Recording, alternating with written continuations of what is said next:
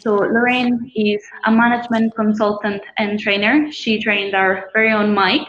So you've seen how brilliant her work is. And she's going to be talking to us today about whether it is best to direct or delegate and how to find a method for both. So over to you, Lorraine, and thank you for being here. Thank you very much, Federica. Hello, everybody. Hi, it's just fabulous to be with you all here this afternoon in sunny London, and welcome to you wherever you've coming into this webinar from around the world. Thank you so much for your interest. I hope you'll find this topic interesting. We are looking at the subject of direct or delegate, but actually that's just the title. I'm looking at 3 or 4 different kind of communication leadership approaches.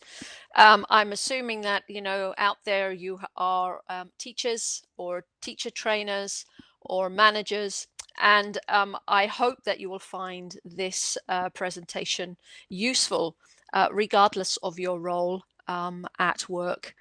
It's a topic that is many people ask me to talk about this these days. As a professional coach, I've been a qualified coach now for coming up to 20 years.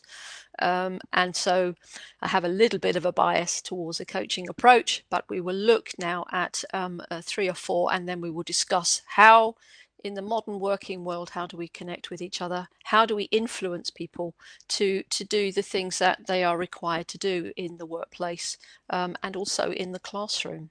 From the agenda here, you'll see that first of all, we will define some of the terms that we will use, and we'll then look at these leadership approaches, which I'd like to consider during this presentation. I'm going to introduce you then to a little team to kind of base our thinking around. A sidestep to have a kind of a warning around setting expectations, and then I want to work on the body of the talk around knowing me, knowing you, and how we set up dialogue together for effective influence and goal setting and so on. I have a toolkit which I'll offer to you as well. So before we go any further, I do want to say that it's, this isn't a revolutionary talk, really. It's, what is the best way to communicate with people?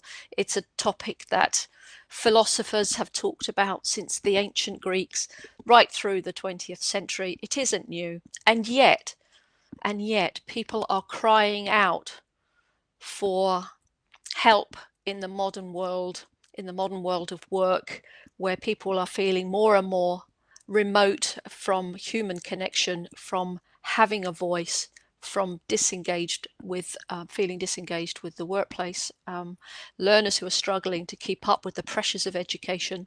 It's difficult. It's a difficult time, and I think it's important that we come back to thinking about the basics of human interaction, and therefore the talk is a reminder, but maybe there's some fresh points in there that you find interesting. So before we proceed, I'd like to define a couple of the terms. So the first one is communication. What is that? You'll find millions of definitions of communication. This one I've taken from Understanding Management by Robert Daft, which was the main management book for my MBA a few years ago. He said, communication is defined as the process by which information is exchanged and understood by 2 or more people, usually with the intent to motivate or influence behavior. Communication is not just sending information. It means to share, not to speak or to write. Management communication is a 2-way street that includes listening and feedback. Now, for me, this is a very, very useful way to define and to describe communication. The process part is very important to bear in mind, and the fact that it is an exchange between 2 or more people, and that it is important that that information is understood by both people, and that there is usually an intention to motivate or influence behavior. And that is a main theme that we are looking at in this webinar. Okay, so the importance of listening and the importance of feedback are brought out loud and clear in this definition. The other definition is a very simple one around leadership, and it doesn't matter to me whether you are whatever your role is, it doesn't matter. Teachers, teacher trainers, managers, department heads, customer services, doesn't matter what your role is. Leadership is innate within all of us. We all have the ability to lead if the circumstances are right. It isn't to do with position. It isn't to do with status. And the definition here is leadership is a process of social influence which maximizes the efforts of others towards the achievement of a goal. And I like that. That's from Kevin Kruse, the writer of, he's a CEO in a big company, but he's also the writer of Employee Engagement 2.0. Social influence, meaning that it is something which generates a kind of relationship. It is based on mutuality, it's based on sharing, and it's about maximizing efforts from other people. I think that must resonate with everyone, regardless of what your role might be. So the leadership approaches which I wanted to pay attention to today, we will come on to in a second. But why do we even have this question? Why do we say, which is the right way? You know, how do you influence people to do what you want them to do? My father used to call that the $100 question. That's why I've given this slide this title. How do you influence someone to take on a new task, or to work harder, or to learn something new, or to improve their performance, or persevere with a challenge, take ownership of their work if they're reluctant to do so, or to share their resources, share their expertise, their energy, their time? How do we do this? You know, it is something that every manager and teacher trainer is struggling with and trying to make a difference about. So those are the sorts of things that we're thinking about. Now, how do you do that? And that's what we will talk about. I'm only going to look at these 4 particular approaches to communication or leadership. Those 2 words for me in the context of this webinar are interchangeable. So we have mentoring, delegating, directing, and coaching. So let's just think about those a little bit more. Now, directing is not terribly popular in the literature these days. It's not really the chosen way that people are advised to lead people or in a way to communicate. The command and tell is becoming less fashionable, and so many people in positions of authority are learning or trying to learn new ways to communicate and to be effective in the workplace. Now, this doesn't mean that directing is not important. It is. It's just about knowing when the time is right to behave in a directive fashion. So when matters are urgent, when there is an emergency to deal with, and when there is no time to waste, people will look to their leaders for very clear instructions around the action that needs to be taken. I think many of us are familiar with this situation now around the world with certain emergencies that are taking place. So we look for that guidance when we need a directive approach. In times of struggle or emergency, we don't want people dithering or procrastinating about making a decision. We need a fast response. It's also an important approach when really you are dealing with someone who's broken the rules or has, there's a case of misconduct or something. Then perhaps in disciplinary meetings, people tend to be a little more directive about what is allowed and what is not.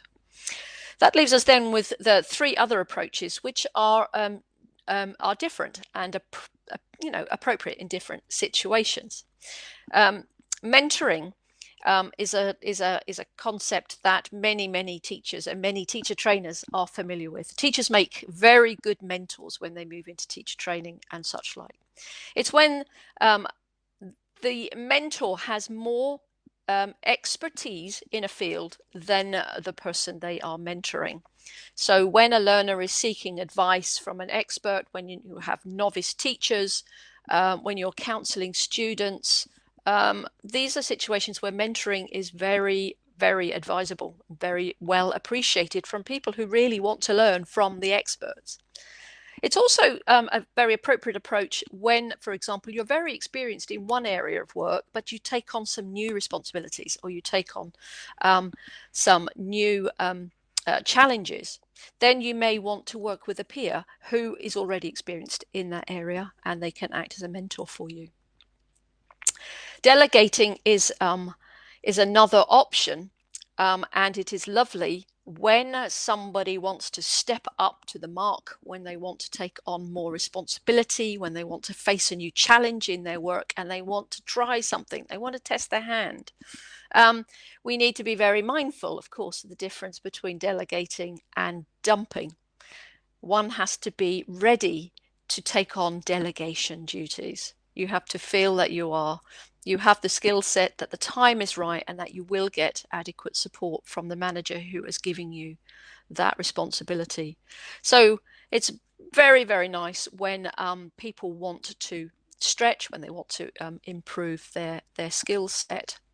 And it's also wonderful when you have too much to do as a manager and you need to kind of chop up the cake and ask different people to take on different parts of that burden with you. Coaching is, of course, one I'm very familiar with, and the coaching model for communication and leadership is wonderful in situations where perhaps teachers or teacher trainers or colleagues or students have sort of lost their mojo, that they have become somewhat demotivated and they're not really sure what's wrong and how to change these problems they're facing. So coaching is wonderful. It's a wonderful technique for tapping into motivation or for identifying latent challenges or problems that may be holding people back, and also for revealing potential. This is the really, really positive side of coaching. It's wonderful to tap into the potential that lies within every single one of us. Or we're identifying values and goals, purpose or meaning. So coaching is a wonderful skill set to bring to the leadership and communication portfolio. And I think sometimes it's a challenge for people to move between mentoring and coaching, because when you're an expert, you kind of want to be an expert. I mean, all of these situations are approaches where people want to help, where they want to get things done and they make a choice on how best to do it. But it is good to be flexible and adaptive between these roles, depending on who you're dealing with and depending on the situation that you're in. And I just want to point out the distinction at the bottom there, which someone reminded me of just recently. A mentor knows the right answers. A coach knows the right questions. Coaching is an exploratory technique using many powerful questions and active listening skills, more of which we will come on to in a moment. So I'd like you to meet the team. Okay, this is the team we're going to kind of build our webinar around. Please don't feel you have to remember any of this information, all right? It's not important. But meet Mina. Mina's the enthusiastic learner. She's 25 years old, single and lively. She passed the CELTA 2 months ago and has started her first teaching job. When she left full-time education, she went into hospitality for a while, but it wasn't right for her. So she thought she might try language teaching. And it turns out she loves it. She's really keen to learn as much about teaching as possible. She'd also love to travel and see a bit of the world, and she feels that if she becomes a great teacher, she might achieve her dream. Then we have Vincent. Vincent is the new dad. Vincent is 32 years old. He's been teaching for 8 years. He got married 2 years ago, and now he has a 1-year-old son called Juno. His whole world has been turned upside down since Juno was born. He is the center of Vincent's world. Vincent has always loved teaching, but right now it has to take second place in his life. So he's keen to have no stress at work. He has to get home as quickly as possible after class. He's been teaching the same courses now for 4 years, and although he's pretty bored with them, it's a comfortable routine. Vincent. Then we have Nancy. Nancy's the juggler. Nancy's 45 years old. She's a teacher trainer and she loves her work. She has 2 teenage boys and they're pretty demanding, so it's difficult juggling work and home life. She's also divorced, so she doesn't get much time to herself. When she does, she simply falls asleep. People talk about work-life balance, but she's no idea what it means or how to achieve it. Despite this, she reckons a new challenge at work would give her a new lease of life. Nancy. Maria, the last member of the team. Maria is 53 years old. She manages the business English courses in her school. Her 3 kids have all left home, and she now feels like there's a big empty hole in her life to fill. She's looking for a fresh focus, some new inspiration. She'd love to have an exciting new project to run at work. She's been a bit low-key the past few years, and now she fears her boss overlooks her when considering people to take on any new exciting work. Perhaps you can identify the Nancys and Marias, Vincents and Minas in your world, or a whole plethora of other types of characteristics and contexts and scenarios. Let's meet Victoria. Victoria's the academic director. She feels so stressed. The pressure of running the school is never ending. Students are so demanding and so are their parents, never mind the board of directors. There's always too much to do and not enough time or space to get things done. It's a constant uphill struggle. How do you get the team to keep up, to change and develop, to move the school forward, to share the burden? So, have a think about that. We've got a number of different kinds of approaches we've been thinking about. We've got Nancy and Vincent, Maria and Mina. So, should Victoria direct, delegate or mentor or coach each of these people? Well, I don't know what you're thinking. I can't read your mind. But my answer to that question is, who knows? I haven't got the foggiest idea. Your guess is as good as mine, but it's something we'd need to find out. The thing is, we have just talked a little bit about these people, and we have no idea about all of the things that are going on in their minds and in their lives. And it would be dangerous for me to sit here and think I know how best to lead or communicate with them based on so little information. So we're going to think about, what do we do to bridge that gap? What I do know versus what I don't know, versus moving towards the goals and expectations we have of these people. So expectations is something I'd like to just touch on before we progress. This is a whole area that requires a separate kind of presentation on to really go into this. But one of the big things that affects communication at work is misunderstandings around expectations.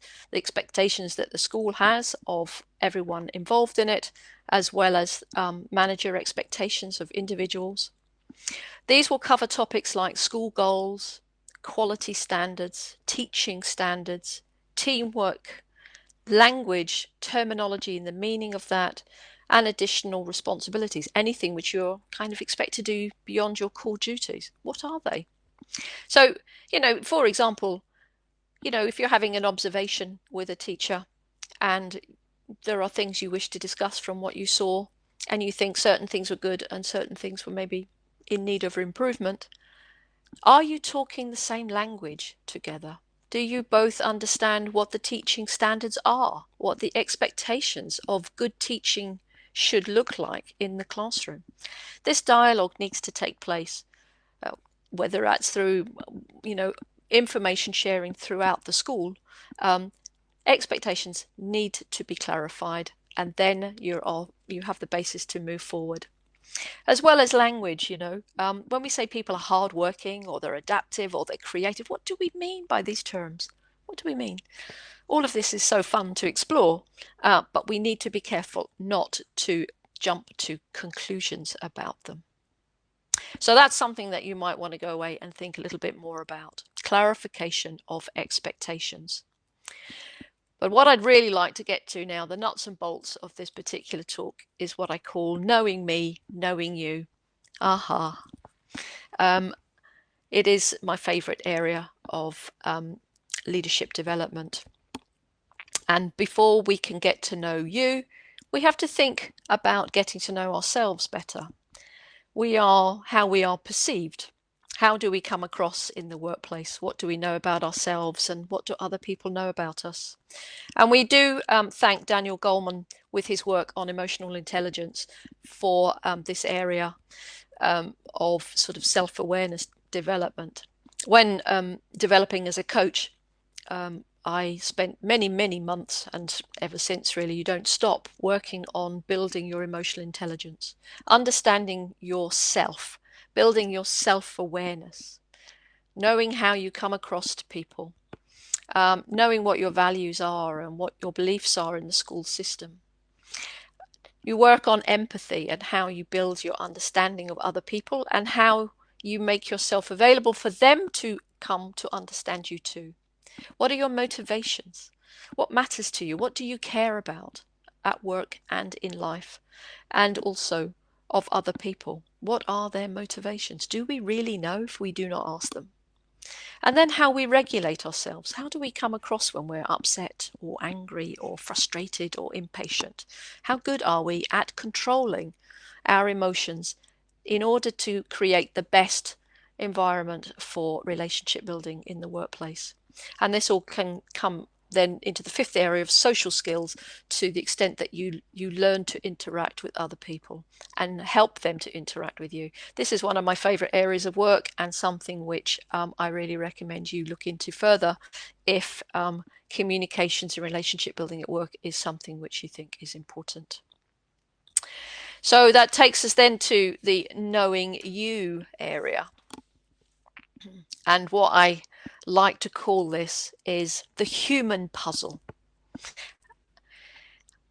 And it's built on the concept of wonderful curiosity. Every single individual is completely unique, and they have so much of a story. And the more curious you are to understand people, the more they feel valued and the more they will engage with you.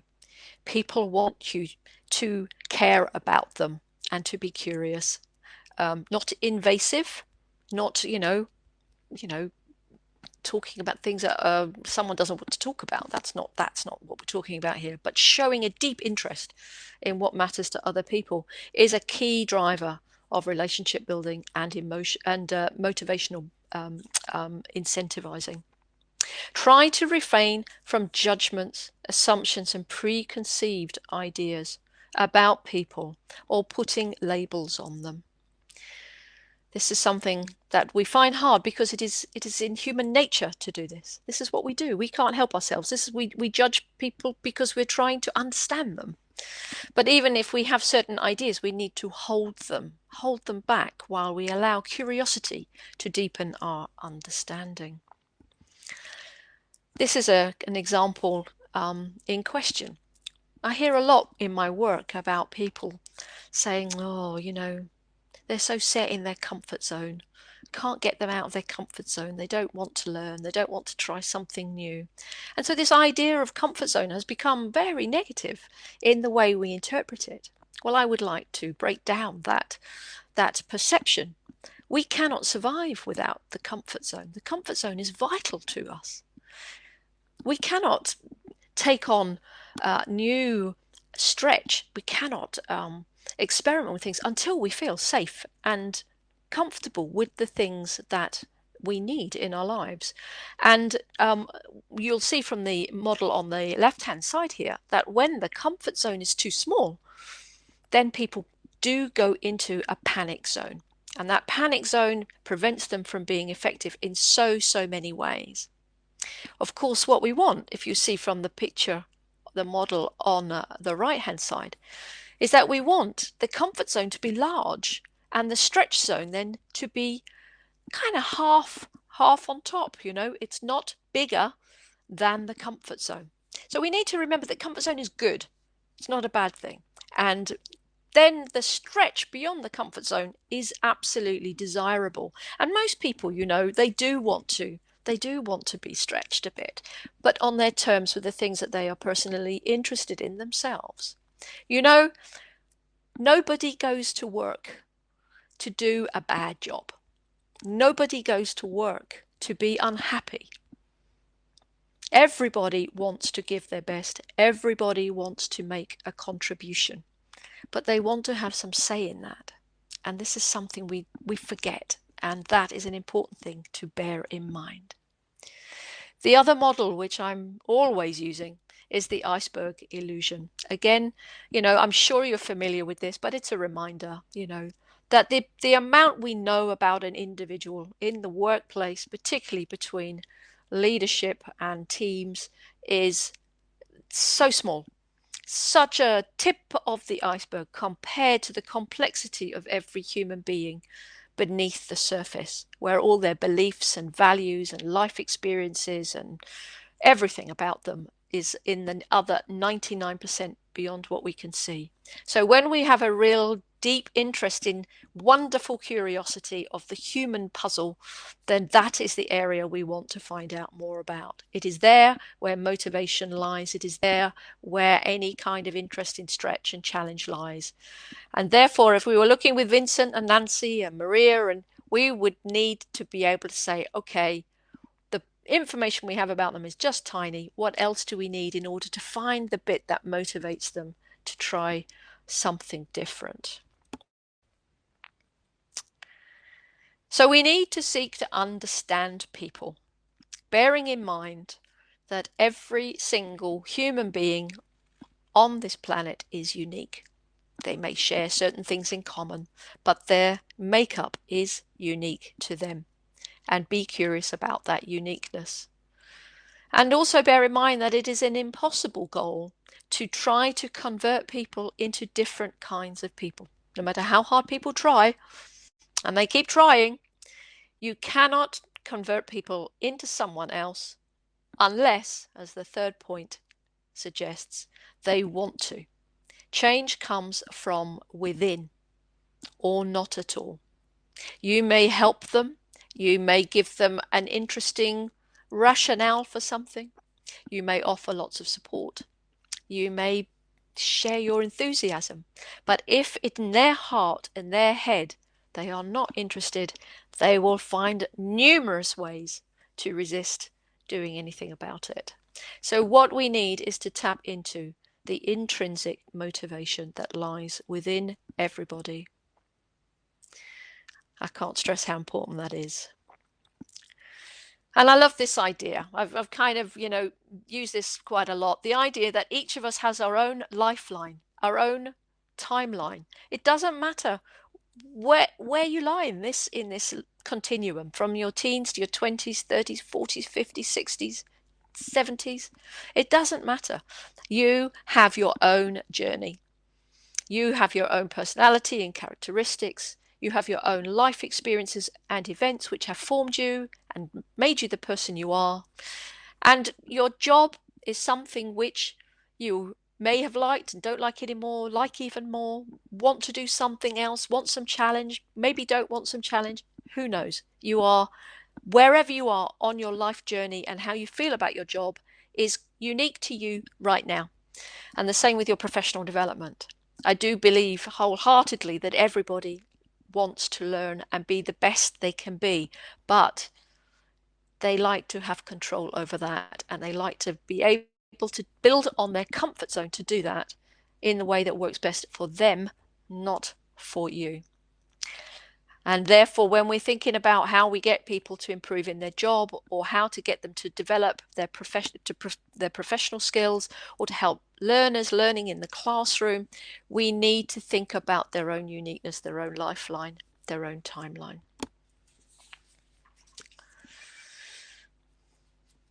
And don't forget the modern world. Oh my, this topic becomes more and more relevant rather than less relevant as every day goes by. The speed of technological change, the speed with which machines are taking over the roles of human beings. People feel lost in a maze of social media, complexity of communications. There's so much noise, there's so much going on, that people are feeling more and more isolated and more kind of, separate from the things which they want to talk about with people, and feeling like they are being understood and so on. And I think that now it makes this topic even more important than it ever was before. So that means it's time to talk. And more importantly, it's time to listen. It's to get into that whole area of curiosity, because if you're going to influence people, if you're going to help them grow and move towards goals, we have to start from their position. This is something I believe wholeheartedly, because we can't change people into different people, and we can't make them feel the passion for something just because we tell them to.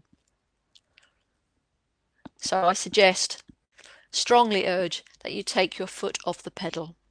Now, I know straight away I can hear voices around the world going, oh yes, well, that's all well and good. We haven't got time to do that. There's too much to do. There's too much pressure. For me, this is absolute urgency. It is not a choice. People desperately are feeling more and more burnt out, tired, stressed, isolated, struggling to keep up with things, and they need to talk. And that means that us in leadership positions, we need to listen and we need to help, and then we can work out how we can help them. But first, we have to make the time to listen. It's nothing nicer than to just have a coffee together, sit somewhere really comfortable. The MBWA here means management by walking about. Chat to people in the corridors, chat to people by the photocopier. And my favorite picture of all time is this beautiful hair. Look at those ears. Aren't they amazing?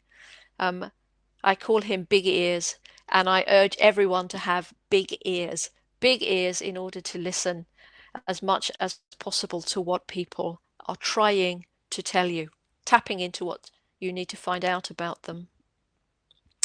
So we need to find out, what do they care about? They want to know what you care about too. This is the emotional intelligence, What is it that really makes your heart beat? Okay, what do you care about in your work? What do you care about in your life? We can't be talking nowadays about the separation of work and life. These two things are interwoven. We bring our whole self to work now, and we bring our work home, and therefore we can't separate these things anymore. And the whole subject of well-being is wrapped up with how people can balance these conflicting priorities. But when you talk to people, you can find out a whole wealth of stuff that really makes their eyes light up and gets them enthusiastic. Which aspects of their work do they love and are they passionate about? What kind of challenge might they be interested in? What are they interested in learning? Are they interested in advancement or some form of future benefit that they're looking for? What kind of purpose is really important to them? What inspires them? What kind of, this is really key, what kind of contribution do they really want to make in their work? Which bit of their work is really gets them out of bed in the morning, the bit that they love, and they want to be appreciated for that contribution. They want to know that that contribution is vital, and the school appreciates that contribution. And that comes through that dialogue, not through something you post as a general message to people. People need to hear it for themselves. Everybody needs goals, but they need them smart, and they need to be able to set them. They need to be part of the decision for setting those goals.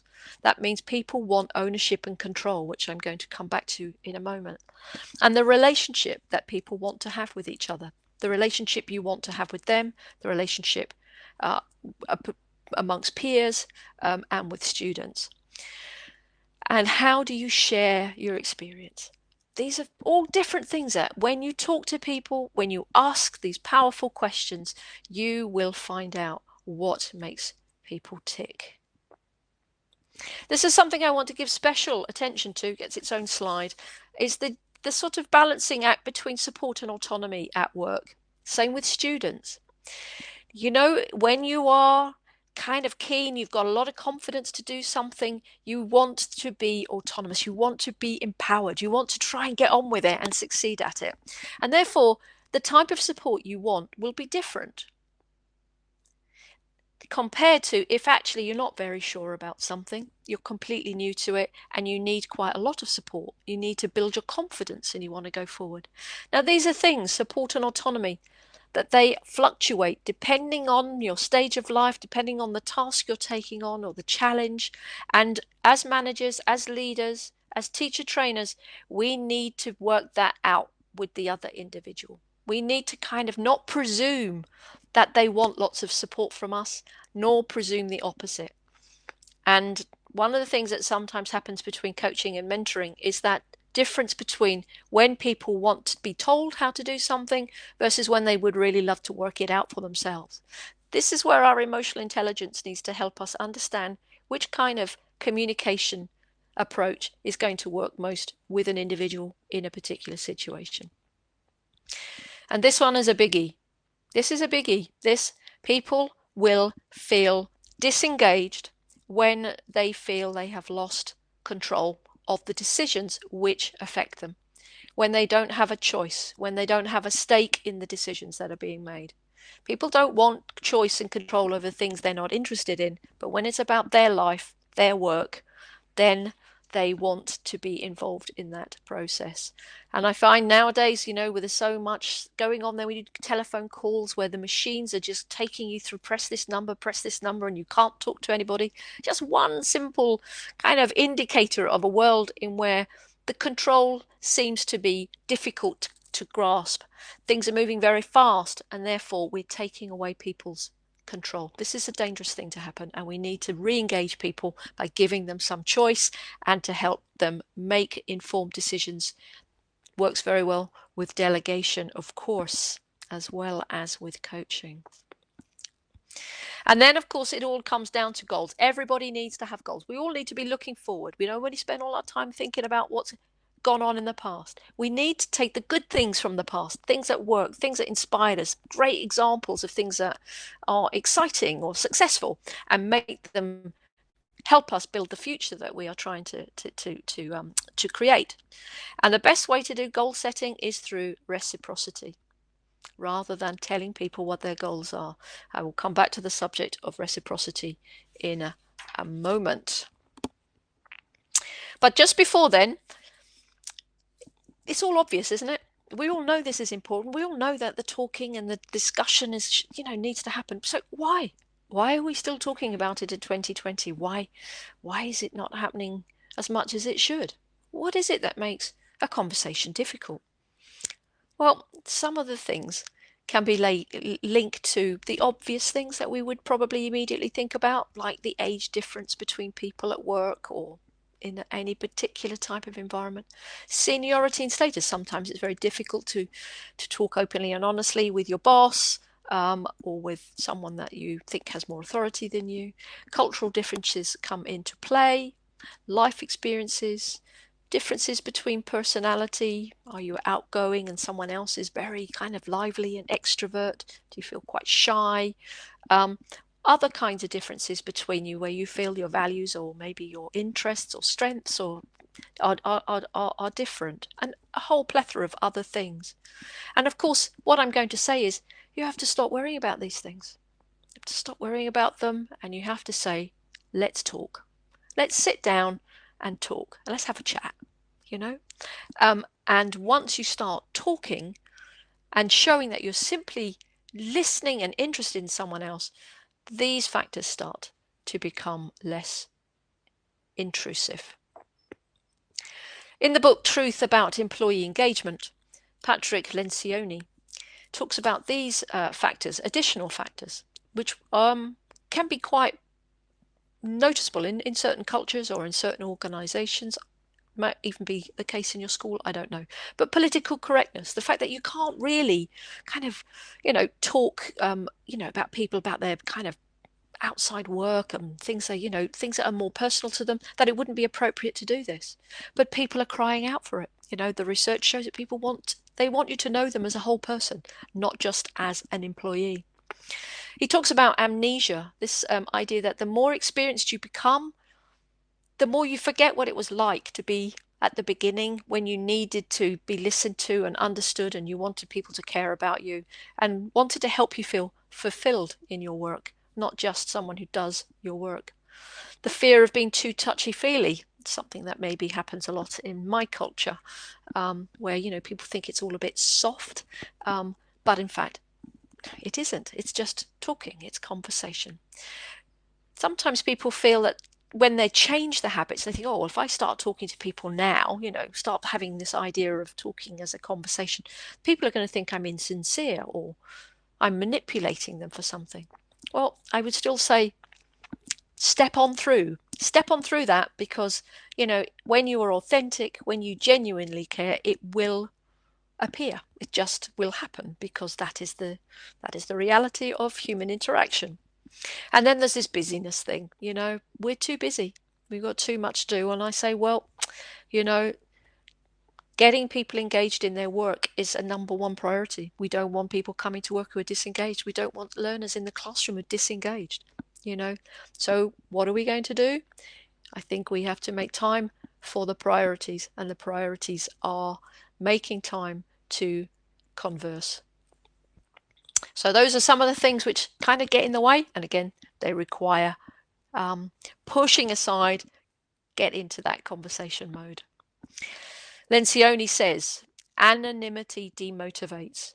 No employee, regardless of how much money he makes or how much he loves the nature of the work she does, can be fulfilled without a manager who knows and cares about them as a unique individual. Hear to that. So I have this little toolbox, the conversation toolbox I call it, which perhaps you can pick up and carry around with you when you're thinking about conversation mode, when you're thinking about how do you lead and influence people. These are the things I put in this toolbox. Make yourself available, be present, stand around and chat to people, get things started, set up appointments for one-to-one meetings, whatever is required. Then put in the time and attention to concentrate on that conversation. Don't have other things distracting you. As I say, the cup of coffee or sitting somewhere comfortable is always great. Approach this conversation as a partnership, as a kind of equal rather than status oriented. Come at it as people who care about what the other person cares about. Yeah, show that care and concern about the personal as well as the work. People are not chopped in half. Empathy is vital. Going back to the emotional intelligence. Understanding, seeking deeper levels of understanding. And then the two very powerful coaching principles of active listening and powerful questions. Allow people to talk and use the right questions in order to encourage them to talk a bit more. Yeah, engage in the conversation as a listener rather than someone who hijacks a conversation and takes over. And then the idea of reciprocity, which I'd like to look at now specifically. It's Cohen and Bradford in their book that came out in 1989 called Influence Without Authority that brought this to my attention. Influence that comes through give and take, the reciprocity model. And they say treat everyone, absolutely everyone that you meet, as an ally, as a partner, not as an employee or a difficult person or a poor learner, or an ally, as a partner. Therefore, the way you move forward is because you work together to plan how you go ahead. Clarify each other's goals and priorities. What matters to you? What matters to the school? What matters to, the teacher to the learner? Clarify those goals and priorities. And then try to diagnose the world from the other person's perspective. Yeah, not yours, from theirs, without making assumptions, without using your bias, or without labeling them. Cohen and Bradford talk about currencies, and by that they mean kind of your motivation drivers, whether it be inspiration or your job or a greater purpose than what seems to be available at the moment. They talk about relationships as a key currency, or striving for personal fulfillment. Anyway, there's a number of things which we know fit into motivational factors, and it's key then through getting to understand each other what those currencies are, and then build the relationship together. Repair it if it's broken, but relationships are crucial. And then influence, and the influence goes both ways through reciprocity. I think give and take is really crucial, and I love this line by Dale Carnegie, all the way back in 1936, 15 million people having read his book, How to Win Friends and Influence People. And he says, to influence people, first you must be influenced. Wow, I think that's really powerful. You have to stop trying to change people. You have to be influenced by them, and then you open up the opportunity to influence them in turn. So back to what we were starting out thinking about, what's which one's best? Mentoring, delegating, directing, coaching. Well, I hope we've understood it. We don't know. We don't know until we understand people better in the place where we are working with them. And then we are able to adapt our communication style and our leadership style in accordance with what works for each individual. So the idea is to move on from this directing model, the sort of tell and command, except in emergency situations, to one of listening and understanding, so that we're able to inspire people through conversation. Way forward. Hey, if you need something to do from tonight or tomorrow morning, meet somewhere comfortable for a coffee with the people that you really want to have this interaction with. Take your conversation toolkit with you. Work out together how to achieve and understand shared goals, and then work out what kind of way works. Do they need direction? Do they need delegating opportunities? Do they want a mentor? Do they want a coach? What kind of role do they want from you or from others around you? And just to finish, because that's it, is this idea of, so it's a very hot off the press publication by Kate Murphy called You're Not Listening, What You're Missing and Why It Matters, which I haven't finished reading yet, but it seems pretty profound, because it's talking about how people really feel that they want other people to listen to them. And I think she's hit the nail on the head, and she draws our attention to this Greek philosopher's famous line, which I remind you of because I'm sure we all know it. We have 2 ears and 1 mouth, so that we can listen twice as much as we speak. So I hope you've taken a few things from that you can go away and reflect on, and perhaps make some changes in the kind of influencing arena that you work in your school. Okay, thank you very much. Those are the references, and I would like to just share my contact details there with you. If you would like to continue the discourse with me in a more conversational mode, then that would be fantastic. Thank you very much, everyone, for your attendance and for listening to me for this last 45 minutes. Thank you so much, Lorraine, for a wonderful session.